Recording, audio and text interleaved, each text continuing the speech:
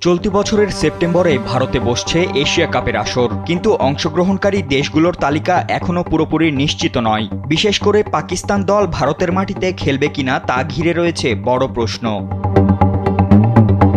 এই অনিশ্চয়তা কাটাতে এসিসির গুরুত্বপূর্ণ সভা অনুষ্ঠিত হবে আগামী 24 জুলাই। তার আগের দিন 23 জুলাই ঢাকায় আয়োজিত হবে অফিসিয়াল ডিনার। বিষয়টি নিশ্চিত করেছেন বিসিবি সভাপতি আমিনুল ইসলাম বুলবুল। সোমবার একটি অনুষ্ঠানে তিনি বলেন, এশিয়ান ক্রিকেট কাউন্সিল হলো এশিয়ার মাদার ক্রিকেট বডি। এর আগে আমরা কখনো এসিসির কোনো বড় সভা হোস্ট করিনি।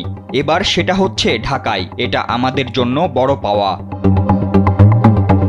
তিনি আরও জানান, 23 তারিখ অফিসিয়াল ডিনার এবং 24 জুলাই ঢাকাতেই হবে এসিসির বার্ষিক সাধারণ সভা। সেখানে প্রায় সব দেশ অংশ নেবে। এখন পর্যন্ত সবকিছু ঠিকঠাক আছে।